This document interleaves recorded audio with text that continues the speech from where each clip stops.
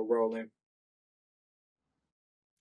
Welcome back to Detroit is Different. We're in full effect, and we definitely see that spring is a rolling. It's a rolling now, and y'all already know, as I say, it's bucket hat summer, but you got to prepare for summer in the spring. And as you talk about preparation, have somebody in studio that has definitely been looking at the ways that Black folks have been preparing for all types of things in America, in the studies on it. And you're gonna be like, you see this? It's like Dr. Lovejoy, you or them, a professor, a white professor, studying how this happens, where things go, and good information for us and how this all functions for community. Dr. Lovejoy, how are you? I'm well. Thank you very much, Kari. How are you? Good, good. All right. So we usually start with like Detroit stories and all of that. And we definitely gonna start with this Detroit origin and your connection. Your connection to Detroit. Where does it start? I came to Michigan to work at the University of Michigan, Hmm. which is a fantastic job. Okay. I'm a professor in the business school, Hmm. and I've been there 30 years. Mm. It's an incredible job. I've been amazingly lucky in my life. And in this last lap of my academic career, I'm an older guy, you can see that. Uh-huh. It was time to give back, maybe to people who didn't have the same breaks I did. Hmm. Just bring a little bit of balance to the cosmos in whatever humble way I could. Okay. I had some skills, I have some business skills, organizational skills. Could I be of service? And the obvious place to look to do that would be Detroit, which has this tension of there's a booming downtown midtown thing, but then property prices going up, taxes going up, could displace people in some of the more traditional neighborhoods and put stress on them.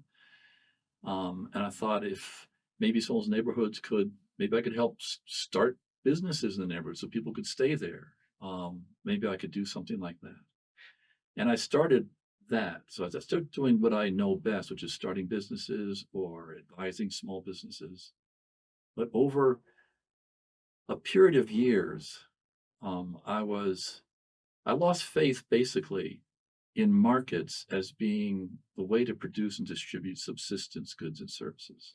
All right, now 1 second. You going in right now. Yeah. But I wanna ground it a little bit because people know my story and connection to business is a little bit different than a lot of other folks would expect. But before we even get to that in markets, I want to get to like some of your grounding connection to business even before getting to U of M and all of that stuff. Um, what was your interest? What led you to U of M? Where did you come to the University of Michigan? Let's start there. Right. Your journey to U of M.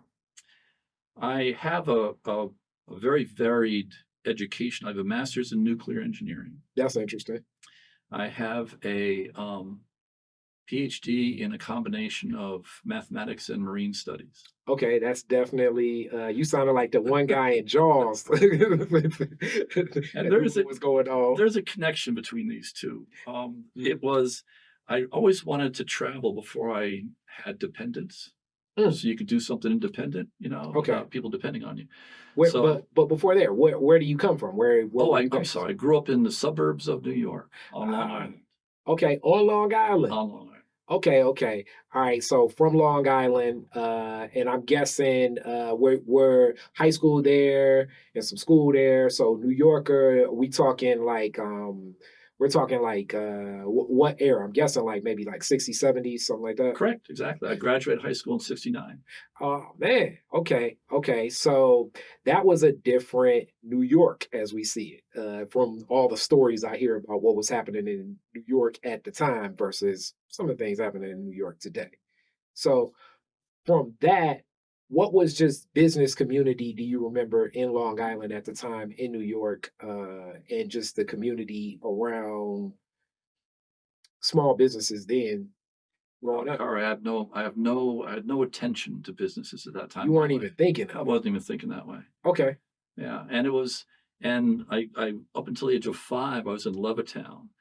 I think I'm not certain about this, but I think Levittown may have had some kind of housing covenant restrictions that Black people couldn't even move in. Well, let me be honest with you. The covenant restrictions for Black folks were rampant everywhere in America, Yeah. as the relationship, as I always say, between racism in America are like very interconnected, way more than even apple pie. You know what I'm saying? Yeah. And these same misunderstandings. But really, when you think about New York, I mean, it even went beyond black people. I mean, it was certain Jewish people couldn't own property in certain places, Irish people couldn't own property in certain places, Polish people couldn't own property. You know what I'm saying? Like Right. it was a very idea, which what makes race so interesting as whiteness coming together around New York City uh, is very interesting because of the enclave of all of the trade happening in and around New York. But you growing up, like you say, um, business in goods and small businesses, it didn't even necessarily hit you so Didn't much. register for me. I was Okay, just living life as a kid.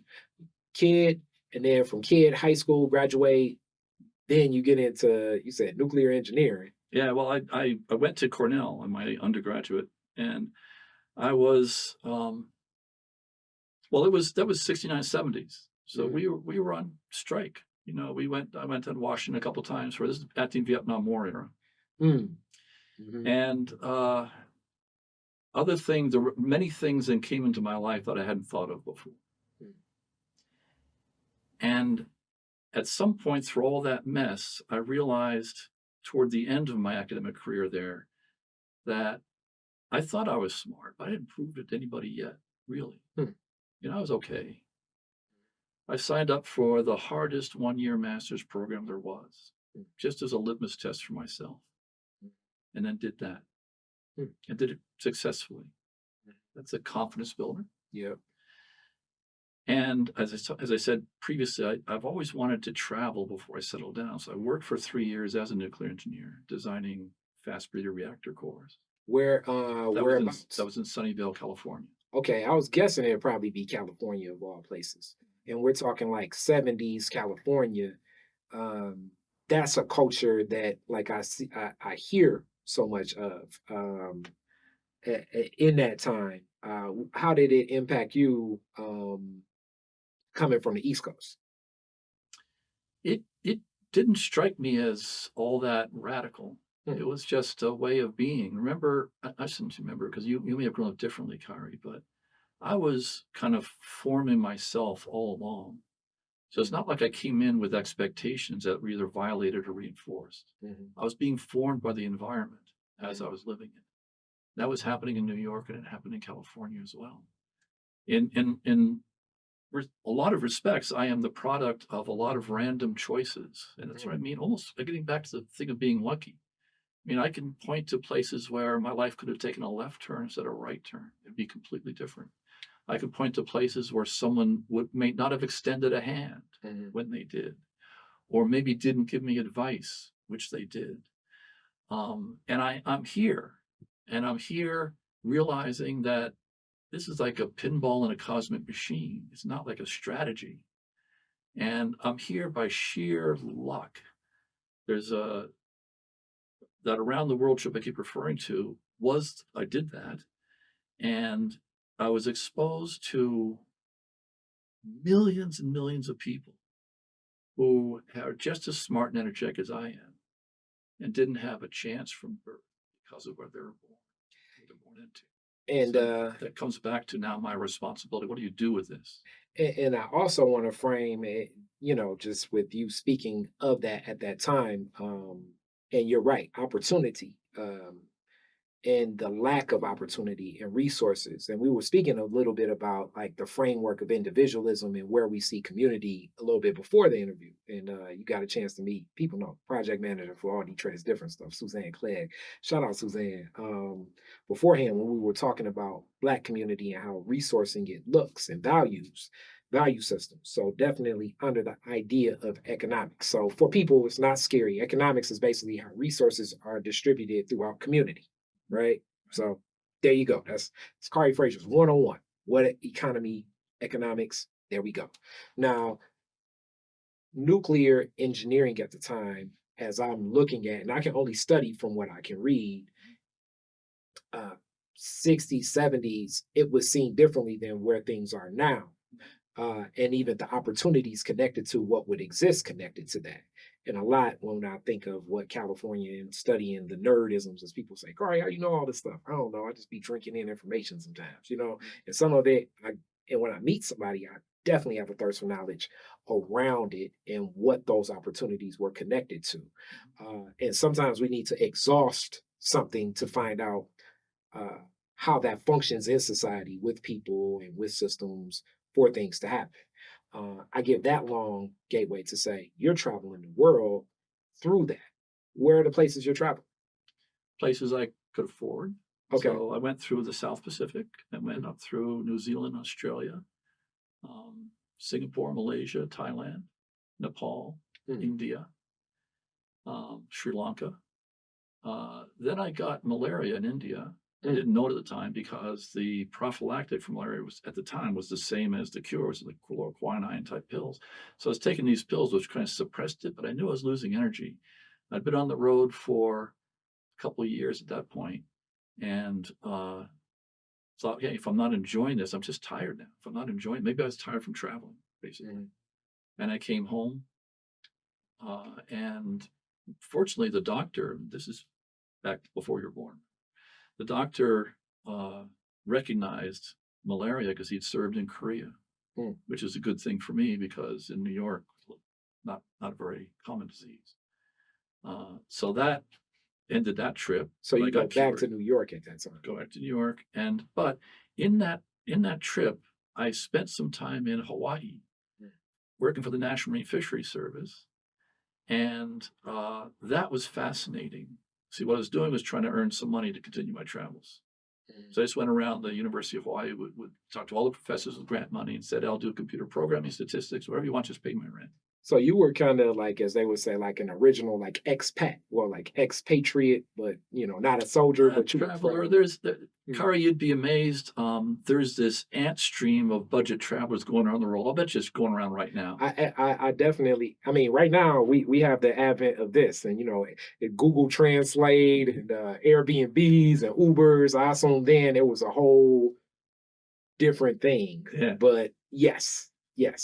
And it was the grapevine was incredible. Right? If some of these budget travel books, as soon as something appears in there, it's over, right? Because everyone's going there. It's in the book. Yeah. So what you do is if you're in Tahiti, let's say, and you're headed for Samoa, then you're talking to the budget travelers coming off from Samoa and say, where do you stay in Samoa? And they tell you, you tell them what's going on in Tahiti, and that's the way it rolls. Community kind of builds. Yeah. And, but the point I wanted to make about that Hawaiian job was that, see, I was tasked with, and there's a long story behind this, I won't bore with the moment, but I was asked to develop management plans for blue and striped marlin, which migrated across the Pacific. And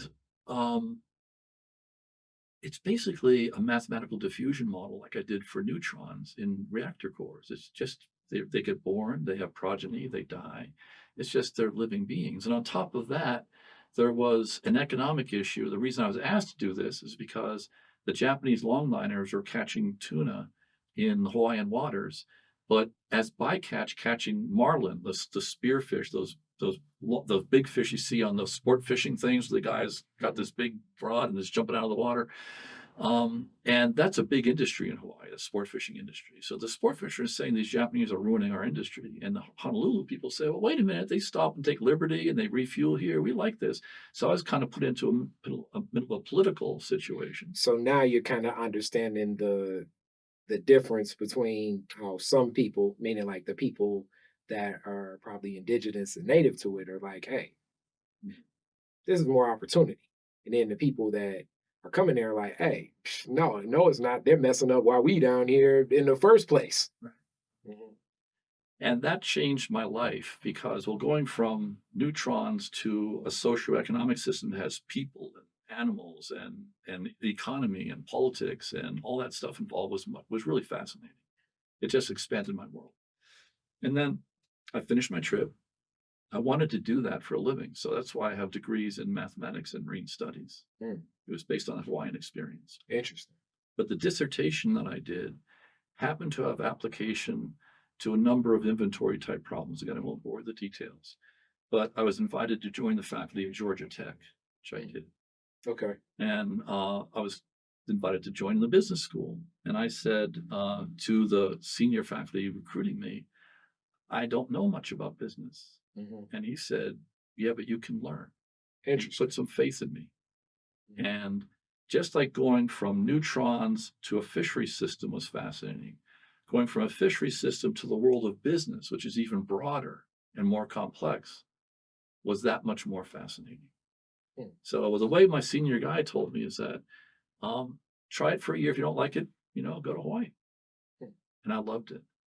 So I've Okay. been in business schools ever since. And it's also interesting that you touched down in some very pivotal cities that definitely connect to Black experiences, though your mind may have not even been in Wasn't those there yet. communities yet. But New York, and Atlanta, and Georgia Tech. What is this? What era of Atlanta are we talking? All right. So grad 69, 73, 77, probably about 80. Okay, so you're there during, as we say, one of those strong, what we think of staunch Black mayors, Maynard Jackson. You're there in the Maynard Jackson era. Yes. Okay, okay. And Jackson Airport, when you're flying into Atlanta, largest Atlanta airport, whatever it is, that's Maynard Jackson. So if you study Coleman Young, Detroiters, study a little bit of Maynard Jackson. You know what I'm saying? And Marion Barry. And Andrew Young. Yeah, and Andrew Young and so many others. But like I think like it's dynamic for some of those early Black mayors as federal and state resources continue to be pulled back to that idea of resources in the economy is always interesting. Willie Brown in San Francisco too. But there was one thing that Atlanta, thank you for bringing this up. I haven't thought about this in years. But something that Atlanta did expose me to was a very visible, vibrant, rising Black middle class. Mm. I hadn't seen that in New York because we were segregated essentially. Where I was living was not where the Black people were. Yeah. Atlanta, Black people everywhere. Yeah. And middle class, just on the street. It was normal. And that was a first for me. With apologies, that was a first for me. Yeah. And similar to like a lot of folks, I mean, whether it be DC, Detroit or Atlanta, it's all like what and how and the Black middle class, but all staunch places. And then Oakland, shout out to the Bay too, of those places. Hence, Willie Brown, Coleman Young, Maynard Jackson, and Marion Barry all kind of sharing ties that coincide with this growing Black middle class and different type of economy. So Georgia Tech, you're there in the business school, and learning more about business, and looking at it from the lens of mathematics and probability and statistics, I'm guessing, and things like that. So you're looking at business more from the, I'm guessing, practical sense than the social sense, I'm saying. Correct. Okay. And what was fascinating you about business now, and did you ever stop and start thinking now about how these goods get here, how resources, how services? When did you start making that transition from seeing business so practically and start seeing it more socially? That probably didn't happen until recently. Hmm. I'm not bad Mhm. at the practical side, Yeah. and I've made a fairly good living for myself, adding value that way. Mhm. So inventories, routing, scheduling, those kind of issues, those kind of mathematically oriented issues that I was raised in and I was good at. So I applied that trade.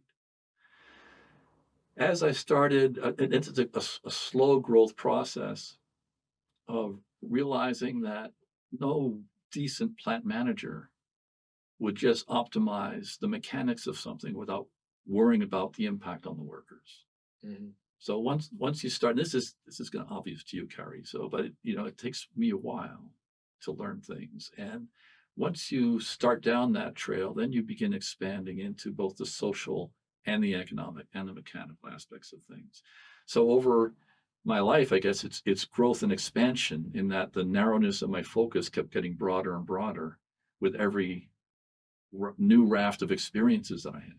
And I like that you share this. And I know some people may be watching it like, oh man, this is making me angry, especially from the lens of Detroit as such a union-based town and where labor stands. And I do have a unique lens of this also, not just because being Black and being an entrepreneur, but my father, for people that's been on the podcast, look at some of them Greg Fraser, Kari Fraser interviews in the archives. But I don't know how many people know this. My father's a CPA, but he is also a developer of computer systems. And the systems that he usually designs um, are accounting systems. So similar to solving these problems. And when you design accounting systems, what you're doing is basically designing ways to maximize efficiency of process. So definitely when you become closer to the money making mechanism, you start looking and valuing where things go.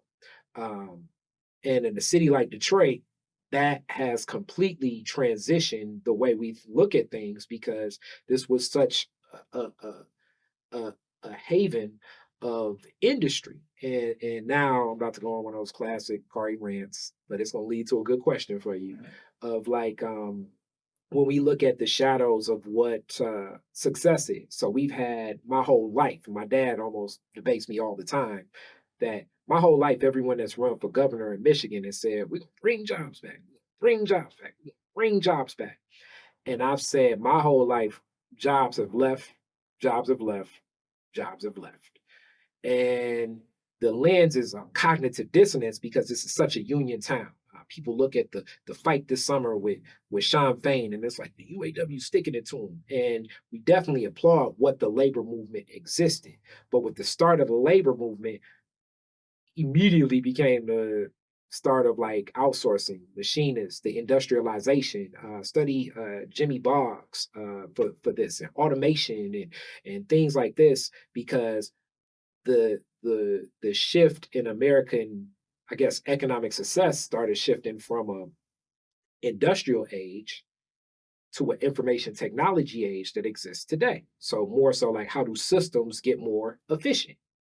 And the big X factor that always was drawn up when people just look at it practically is like, your biggest inefficiency is the people, and it's just a natural model when you're not looking at the social dynamics of how it impacts things. So when I was a kid, I'm 41, you would drive when you drive down south to like in Atlanta, you would see massive buildings along the freeway of 75. These would be warehousing stations where they would warehouse units and units because this was a part of the opulence of success of what industry would exist. The big thing that they would talk about at Walsh College, shout out Walsh, that I learned, and every professor when I graduated would say, General Motors was so stupid. General Motors was so stupid. General Motors was so stupid. They should have known that this would have never existed.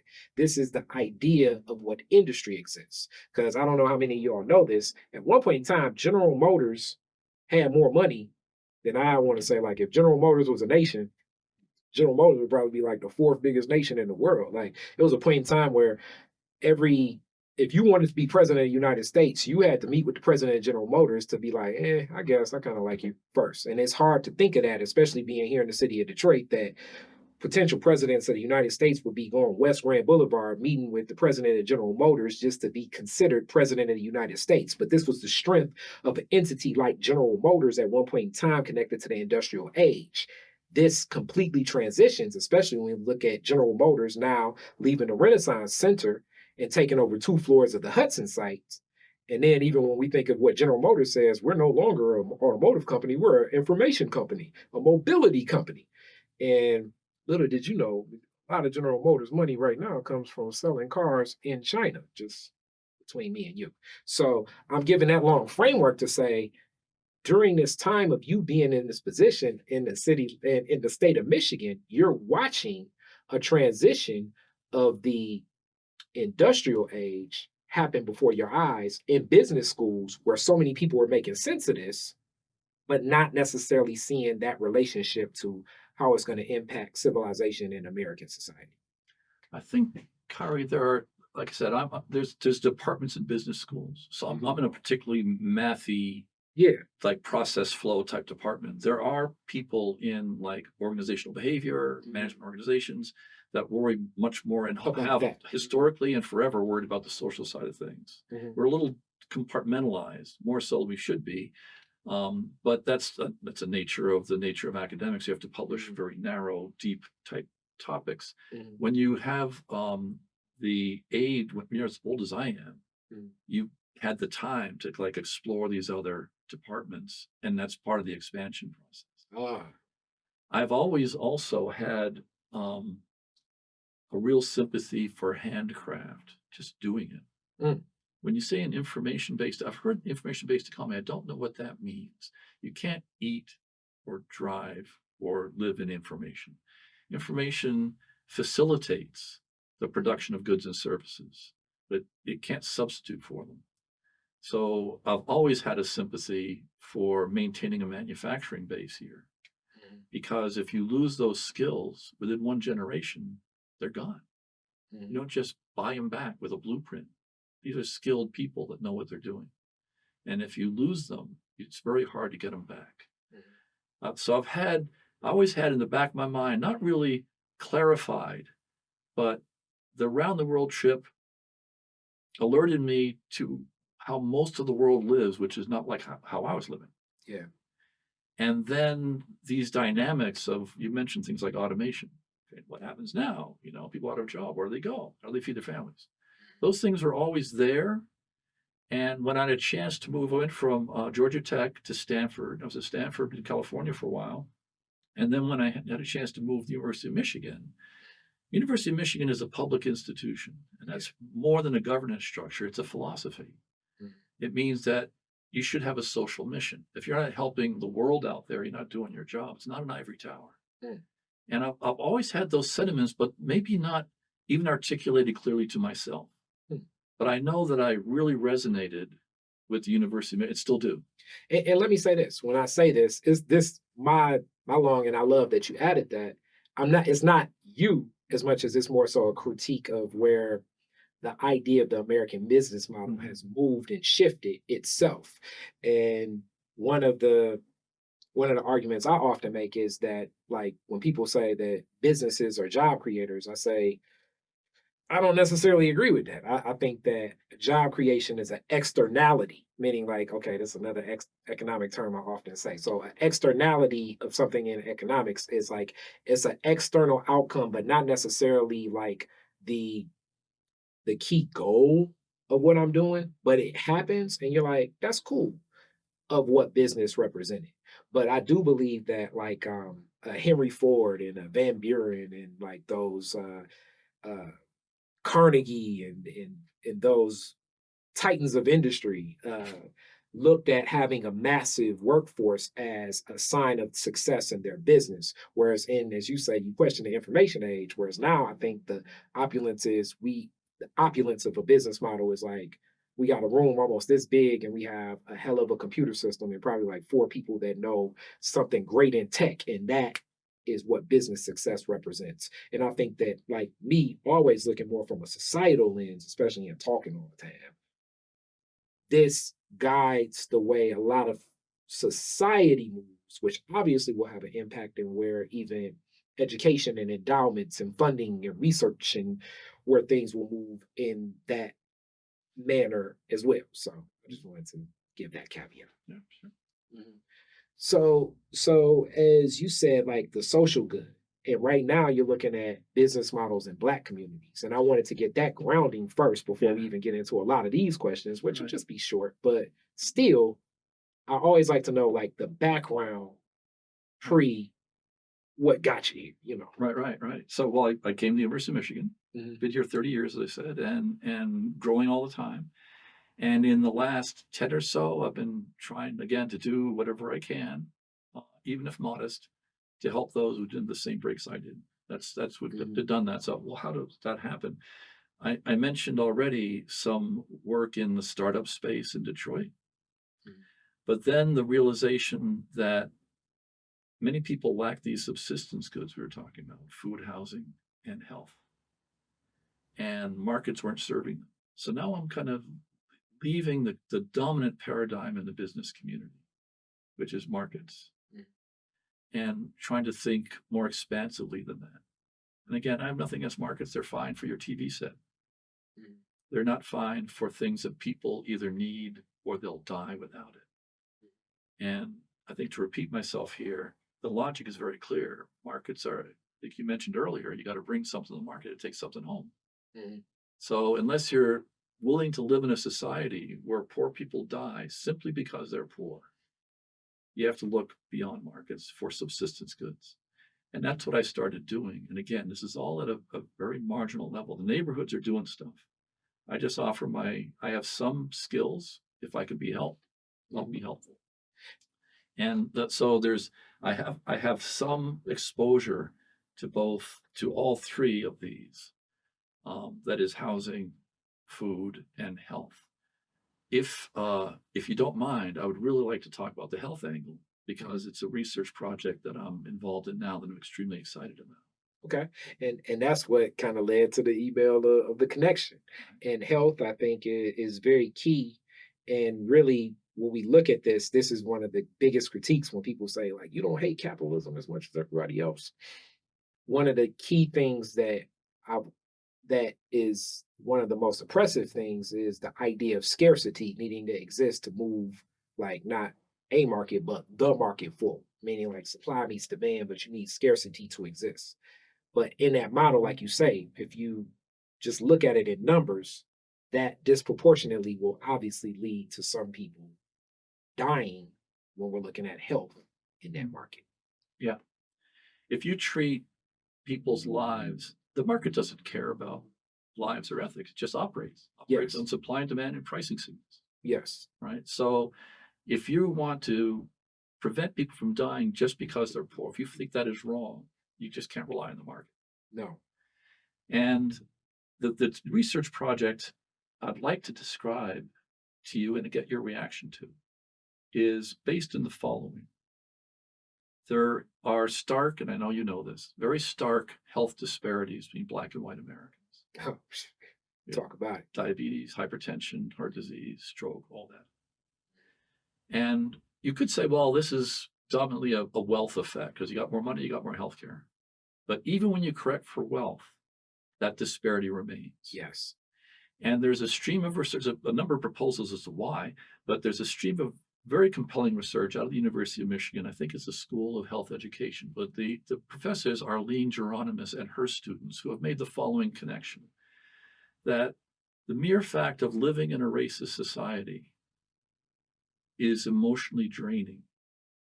And even if you don't have like a major trauma, if it's just day-to-day microaggressions over many years, it has a wearing down effect that will erode one's emotional well-being, which has a clear physical manifestation. And all those connections have been established by Geronimus and her students. So that's fairly well established. Mm. What's not in the research literature is what to do about it, Mm. other than wishing we lived in a less racist society, Mm. which isn't going to happen tomorrow. Mm.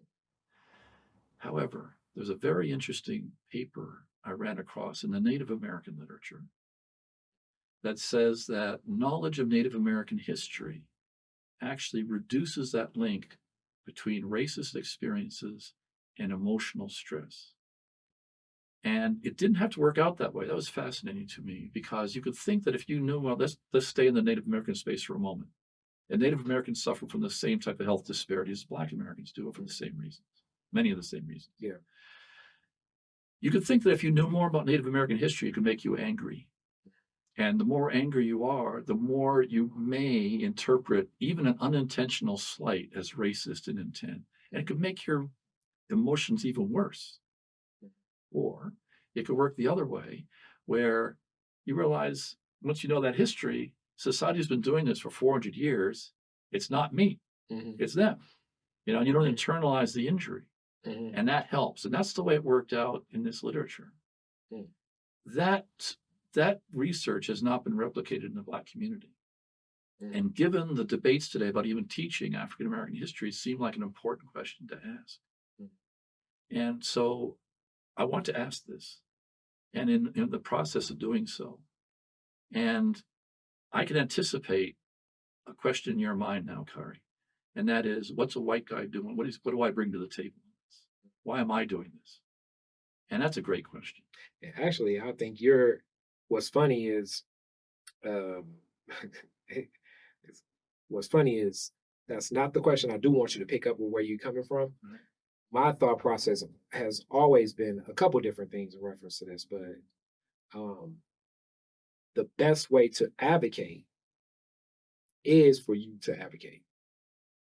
But that's my lens of it because even back to like messenger and sender, the message is going to be received differently to many of the senders that you can speak to, especially when you see it, just like a lot of my homeboys. Like, you got to see your black neighbor walk into that same bank time after time after time and after time, be like, damn, you can't get a loan? Yeah. They just offer me 10 Yeah.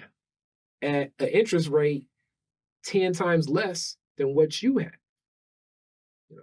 So Yeah. Yeah. That was, I mean, I thought through this myself. I don't have your experience. mhm, I look forward to the day when I don't have to mhm, do this. Right now, there are very far fewer Black professors in major research institutions than you would expect given the proportion of Blacks in the population.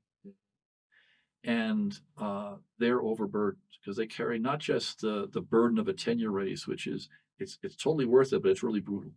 You got to publish at a frenetic pace in top journals. You have to teach well, and you have to do your administrative stuff as well on top of it. So it's a 7-year slog to get to tenure. Totally worth it, but it's hard. But on top of all those things that I had to do, because there's so few Black faces amongst the faculty, Black students gravitate to them for mentorship and advice. So on top of all the things that I carry, they carry the extra burden of mentorship to the students in the community. and you have the responsibility of advocating for community differently. And then this is the other concept of scarcity that exists. So this may be where I would say, like, um, not along the same idea, like some of the same premise from Abraham Kendi's White Fragility, that we're incepted into racism. So oftentimes I use this model for many, especially when I'm talking to a white man. I say, like, I'm incepted into sexism and misogyny because that's the grounds and the premise of this nation. Um, Being ignorant about it, willful ignorance, stupidity, and exploiting it are all different realities.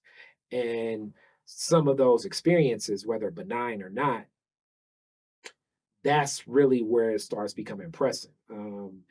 Like right now, one of my good friends, Dr. Youssef Shakur, and Steve Spritzer, that are co-executive directors of the Michigan Roundtable for Diversity and Inclusion, were speaking about this in some of their work in stewarding, as they're looking more to focus in communities right now. And that's a organizations that's enlisted and been in existence for 83 years. They're founded in New York, really under the guise of a lot of the atrocities that many of the European immigrants were facing from the more traditional whiteness in America. Uh, and what they store. So, like, my guys in this, because we understand a lot of this is rooted in the individualism. That individualism is rooted in a lot of insecurities, or as Nas once says, and other people say, people fear what they don't understand. You know, and a lot of these insecurities and how things function, and it's easy to just kind of turn your head and say, as I've been in that same room. I've been in a room where they'll accept me on panels and they say, hey, these are the next leaders of Detroit. And it'll be me and 10 other men. And I'm not thinking, like, damn, if we're going to speak in front of a group of people and we're the next leaders of Detroit, it ain't one woman up here. What does that microaggression, which can be looked at as a direct violent act to a young woman in the crowd, mean to her? As much as I can advocate and speak to, I'm not living that experience. And it's easy to be in that space because you know the people putting this on. You don't see them as bad people, but you're not even seeing this premise because it's so easy to individualize in a society that's built under the premise of the rugged individualism. Like, when we talk even about leadership, we're talking about an individual. We're never saying, hey, the bus boycott was great that Martin Luther King did. We're not thinking about the thousands of people that had to organize carpools. You know what I'm saying? You Mhm. had to get the buy-in at the time from a lot of just due to the sexism, you had to get the buy-in for the bus boycott to execute. So people study this, right? You had to get the buy-in from at the time a lot of men to share their car where their wife would now be carpooling a lot of other men at work instead of taking the bus. And I even think of something like that to exist in society today. Like, how long do you think your homie would drive a group of men that need to get to their job, be like, yeah, my wife, yeah, drive them to work, as opposed to going to the bus because we have a message to make specifically to topple the economy of Alabama. So as much as Dr. King and the SELC is leading this movement, that's a lot of buy-in from a lot of other people that were focused on what it is. So I'm sure it took a lot of people stewarding to say, look, man, when you get in the backseat of that car, we're gonna be respectful. You're not gonna come in here rugged and dirty. You're gonna respect where things go. You're gonna respect this man's wife, and things will go well. And still, even within this guise of fighting racism, we still had a dynamic of sexism too, because the man has the car and the job and what he means in society. These are all factors that play out that, we look at it like Dr. King, but it's a lot of people that had to pour into that social capital that Dr. King had, you know. Two quick things on that. First, to wrap up the me doing this research, I first of all have leveraged every article in the Journal of Black Psychology that I could find. So the questions on our survey don't come from me; they come from instruments created by Black people for Black people, and for a purpose to ask the same types of questions I'm asking. You're asking. Second, I invited two very eminent Black scholars at the University of Michigan to join me in this. Both were interested and thought it was worth doing, but didn't have the bandwidth. So you got me, and I'll do the best I can. But I'm totally dedicated to doing this right.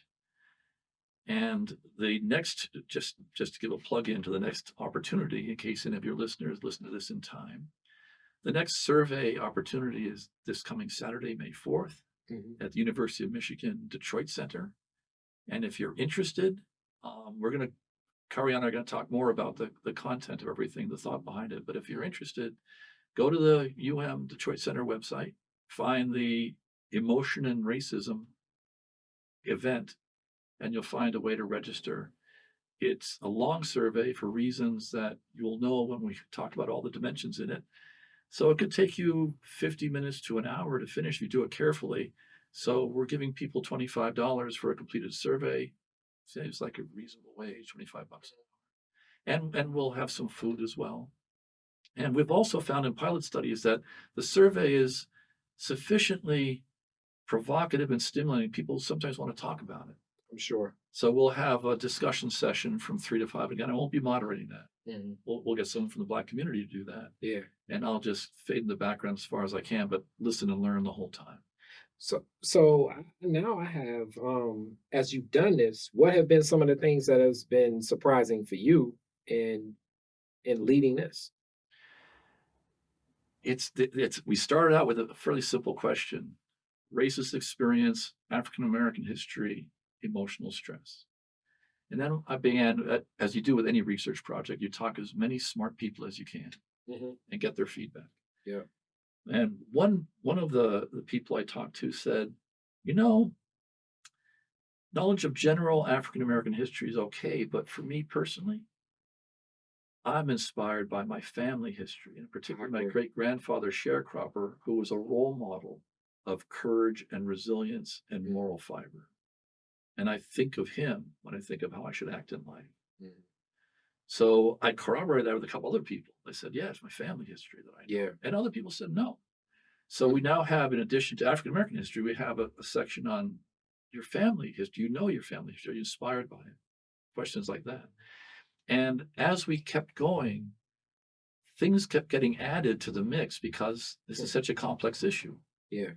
And the thing we were talking about earlier that your listeners haven't heard yet, but you and I had a long conversation about it before this, was just your life perspective. Like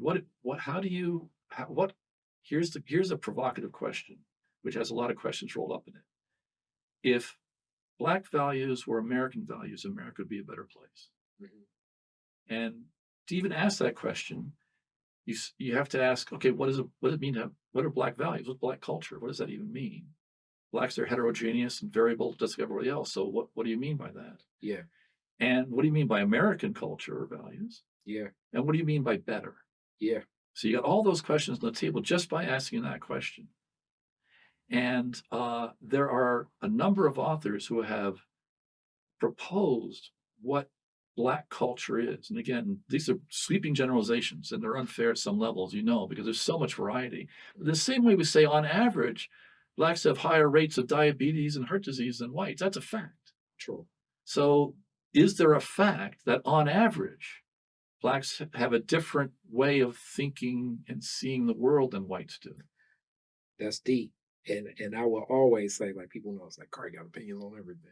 I would say also as my doctor, shout out Dr. Paul, white doctor that does primary care. I suggest you holler at Dr. Paul. He's one of the few doctors that actually sit down and I've had the long talks about me being black, my hypertension gonna be higher just because the stress levels, and then also being in entrepreneurship. I know what it's like. I've taken my blood pressure post like what was it 3 weeks ago? A state trooper pulled me over on Linwood. It's like, damn, state troopers pulling people over on the street now.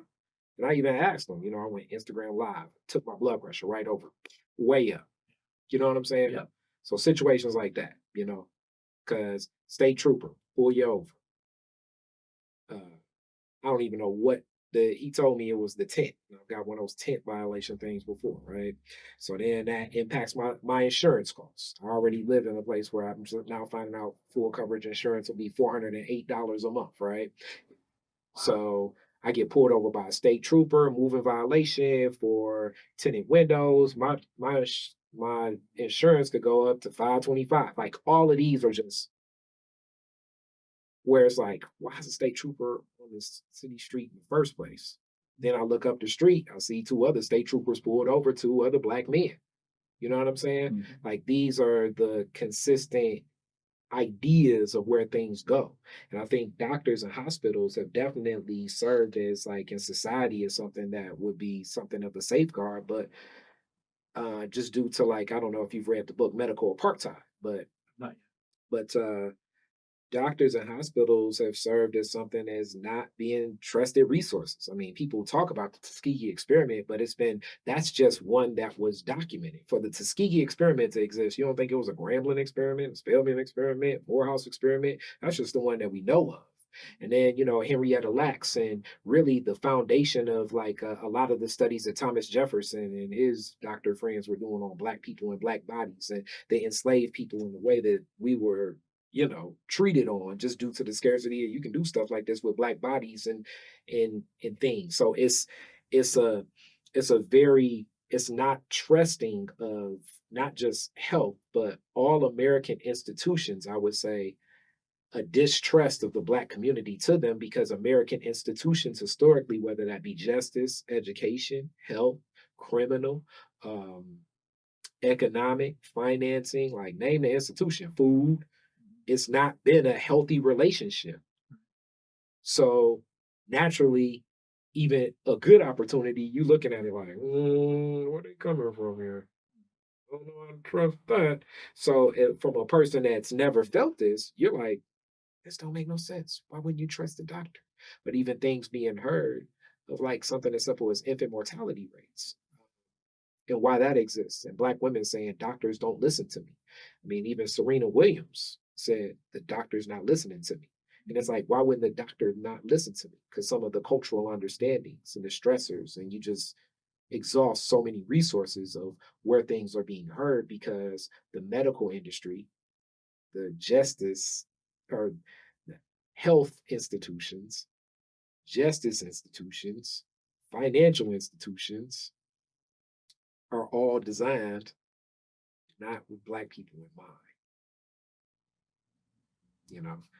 So I think that this is actually very phenomenal, and I was glad that you were open to the conversation. And Lord knows, I know you've probably been like, this guy's throwing all types of stuff at me, but sure, it's a different experience. I hope you enjoy appreciate it. this discussion, and I've added more to my lens, and you've definitely added more to my lens as well. And I'm looking forward to seeing what some of that data would be, and where that picks up. Because as much as I know, a lot of times Black folks is like studying, studying, studying, studying, studying as we learn cultural understandings Mhm. is the way you speak in educational and academic institutions. Without that study, as much as I've been pontificating, like I always am, you know, like when the new Jim Crow was the discussion of everybody, there was a bunch of people saying, Corey, you've been saying that for forever. And it's like, yeah, but I don't have the data and research and that Mhm. and that analysis and qualitative and quantitative research. And I don't have the the doctorate to back it up. I'm just a guy ranting and raving from a bunch of conversations with a bunch of other people. But through these studies, now it can get through and that message can be heard. And through that message being heard, it creates the number one thing that's amazing, and that's opportunity. You mentioned distrust of institutions, and that's another thing I have learned. And I was told multiple times that if you want people to participate in this, yeah, fine, $25 in food is fine, but that ain't enough unless people really believe it's going to help their children and grandchildren. So, another obligation that the research team has is if we end up with significant results, that the next thing we do is contact administrators, politicians, educators, everyone we can to try to make something happen.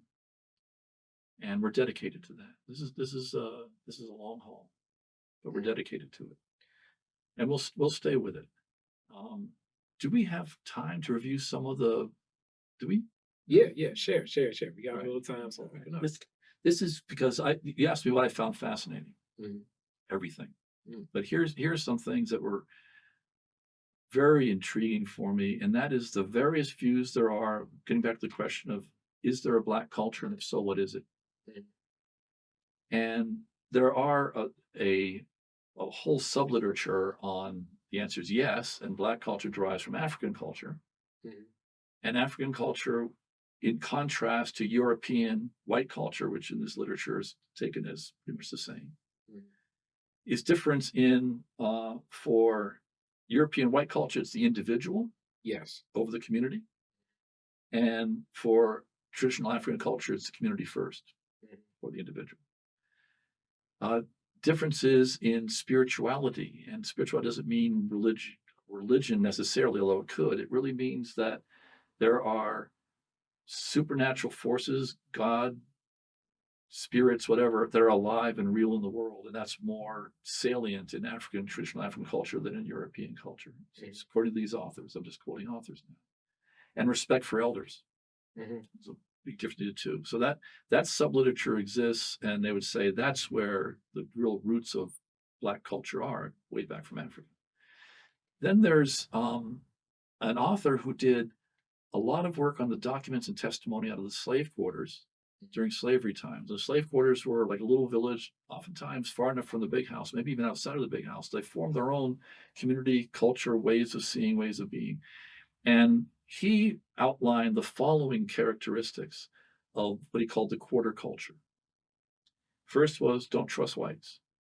And that's obvious given the situation they're in. The second is the moral and practical superiority of blacks over whites. And this derives from the moral superiority was no real Christian would ever own a slave.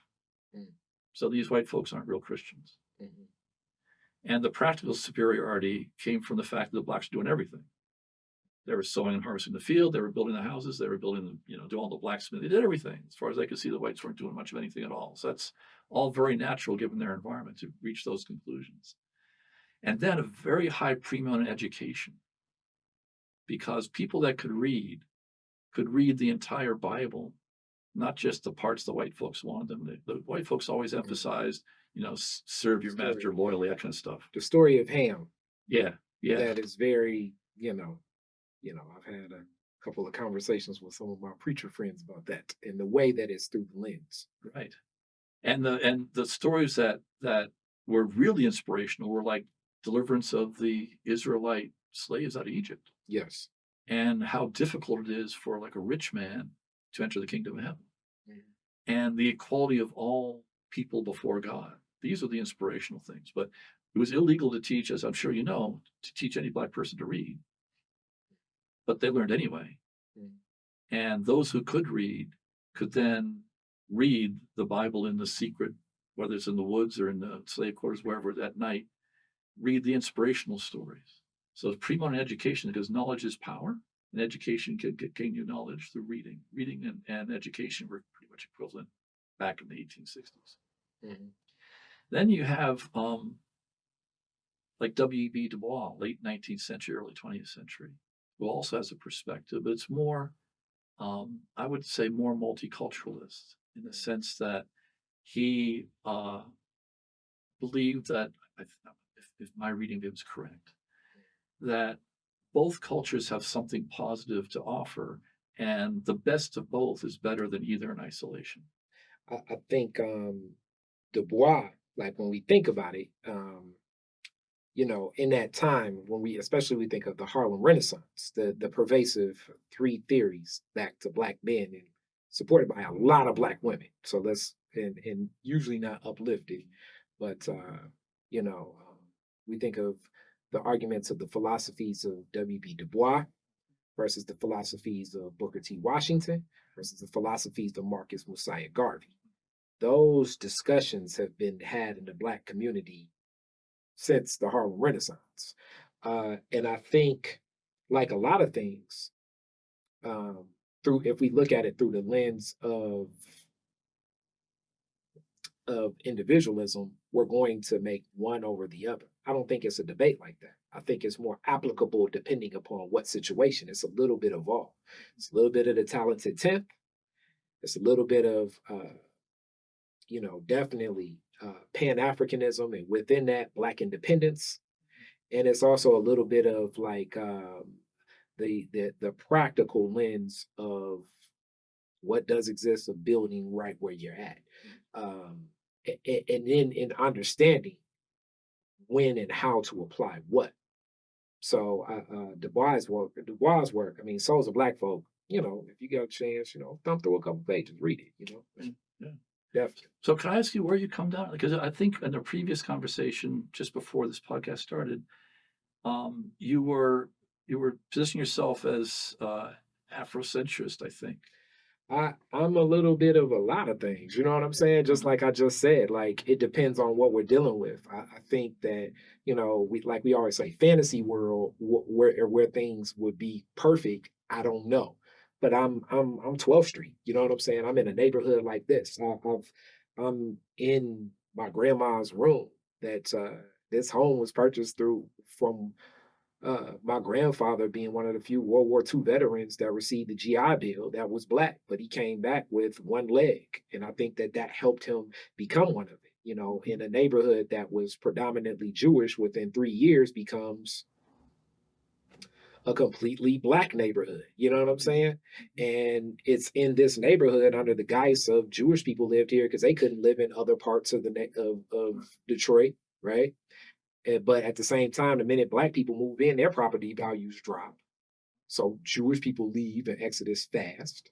But they were the only people that would sell and break that deed covenant against black people owning it. Because I mean, even the deeds I have for this property and the property next door still show that colored people can't own property. And we found out when it's this warehouse development that pretty known. Detroit is a different video, but a warehouse development that imposed some different deed restrictions and covenants that they wanted to break that uplifted that, hey, even though we suing everybody, guess what? We can break the colored people can't own property covenant. And I'm like, hey, stop suing us. You know what I'm saying? So it's these things and that frame it from a lens of I'm a part of this community that was impacted with people like my grandma, Mrs. Craft, Mrs. Deemer, but also, what people would look to as I call it the street economy as well, from African centered schools. Aisha Shule, rest in peace, Mommy Imani Humphrey. Uh, but I'm also from public schools, Northwestern High School. Uh, I'm a Geist of a collective of like the Black experience in America. So it's a little bit of everything, and I'm hip hop too. So So depending upon what that sword is, I think you need to arm that chamber and have enough irons in the fire to know what method is best. And the key method that I stand with in love is I'm advocating for my community. And the more that I can see the collective come together, the greater for us all. And I try my best every day to step away from any individualism that I can, because the more I think like an individual and using that term my more than the we and the collective of our, it doesn't even function the same for me at least. Right. But also I'm understanding of those that don't see it from my lens. Um, I would say that it's also some through Afrocentricity, some of it's romanticization, but some of it is not enough praise too. Right. You know what I mean? I'm understanding that some of the European people that were, under Moorish leadership deal with a different type of oppression thing than other Europeans that weren't. You know what I'm saying? Like this is still through that lens of race, but I definitely see the world through the lens of race and in understanding and discrimination. And I feel that by looking at it that way, I can have a more, as you say, like the more I can see it and understand the racism, it's easier for me to navigate it as opposed to acting as though we're in a quote unquote post racial America. I look at it like America was developed in racism, it does exist.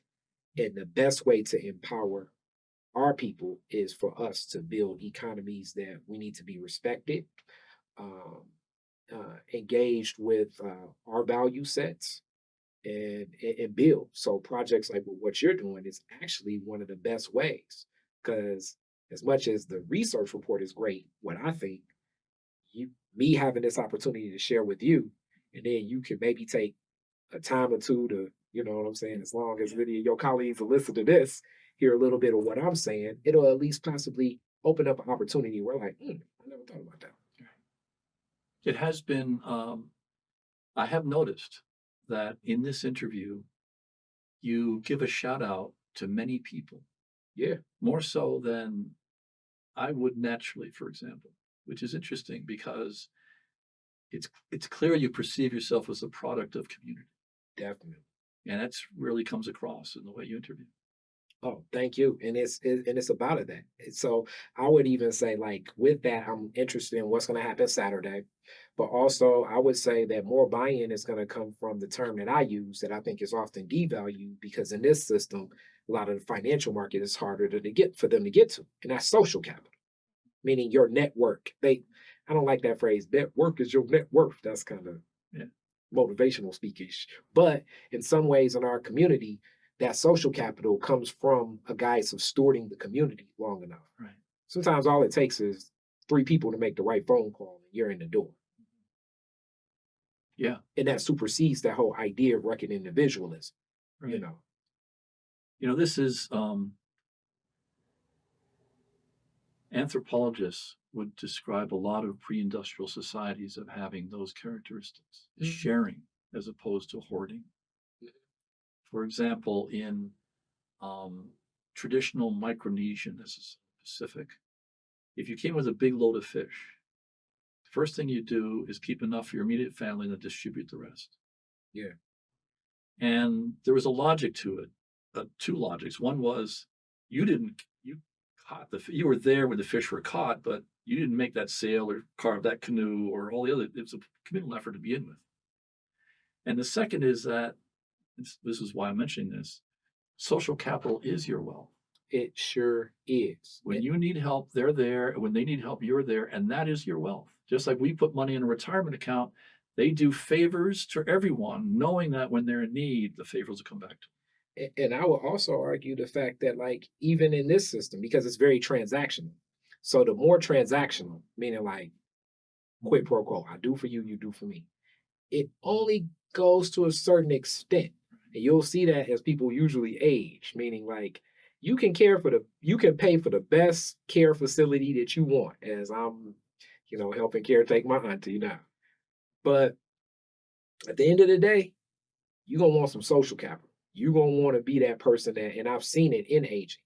It's that person that grew up as society would say is poor, but they were always there cooking some good greens and some whatever. They were Mhm. always there to lend a hand, to babysit and all of that. So now when this person gets to the age of 75, 85, who's the person that's still getting, yeah, I don't mind picking them up to come to the family gathering. Right. I don't mind running them to the store. I don't mind doing this. I don't mind doing that. Whereas the transactional person in the family, the person that always gave money to somebody but never was present, now as they age, they can still get support, but it's going to be like, that means, damn, that means I basically got to give somebody $100 to run me to the store where I really only got about $40 worth of groceries.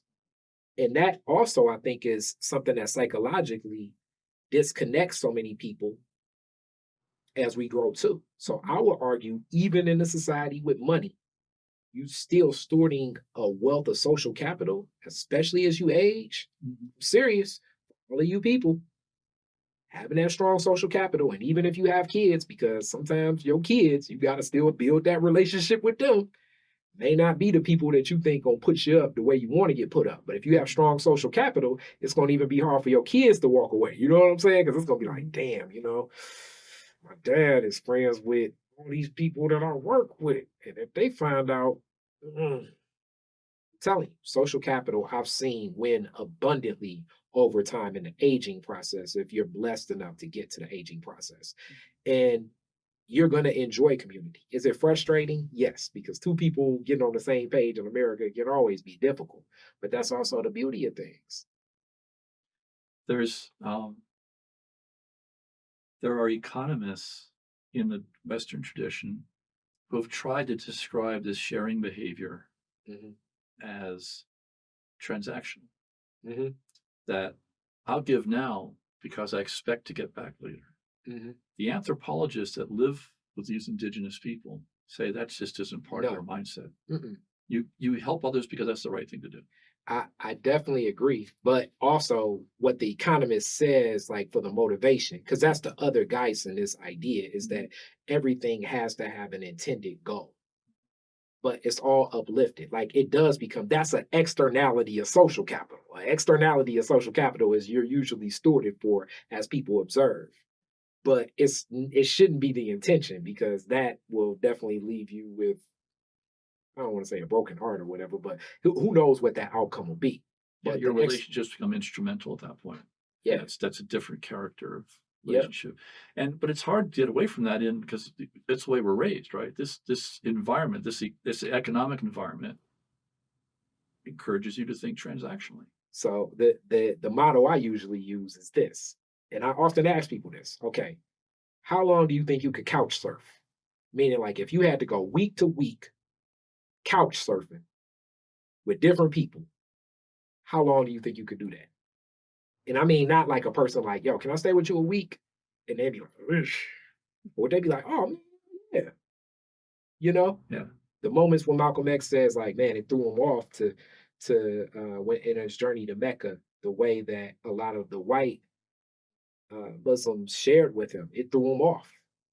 But he grew that from his work here with people. He's like, man, I was calling these white people devils and all of this stuff. But they saw the ideas of the oppressive nature of America and why, right? So stewarding that. Could you couch surf for a month? Could you couch surf for a week? Some people, I think they may be able to couch surf for like 40 years because people would just welcome, be like, oh man, you want to come?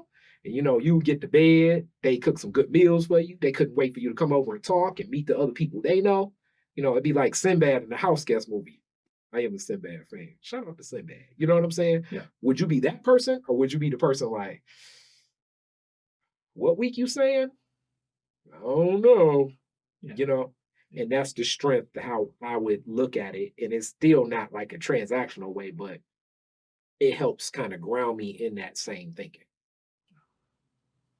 I know we might be running long. Could I mention one more thing Please do. about the survey? You asked me what I'm learning every day, but here's something that was really interesting.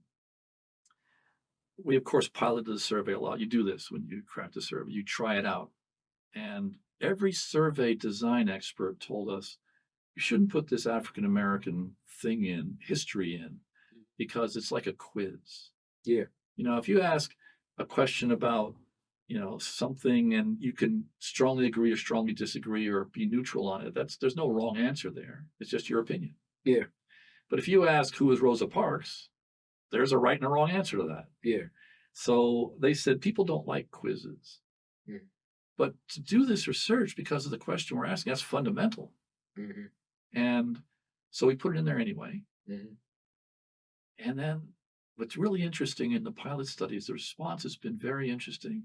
People do perceive it as a quiz. Mm. One woman said, I felt like I was taking the SATs again. That's funny. But they liked it. And in fact, one guy told me, I didn't know the answer to those questions. And I had to ask myself, why don't I know the answer to those questions? Yeah. And then another woman took out her cell phone and took photographs of the questions she didn't know because she was going to go home and Google. Interesting. So that was really interesting to me, is the level of engagement that we had from the respondents on that particular section. And a number of people said that was their favorite section, even though it's the most challenging because there's right and wrong answers.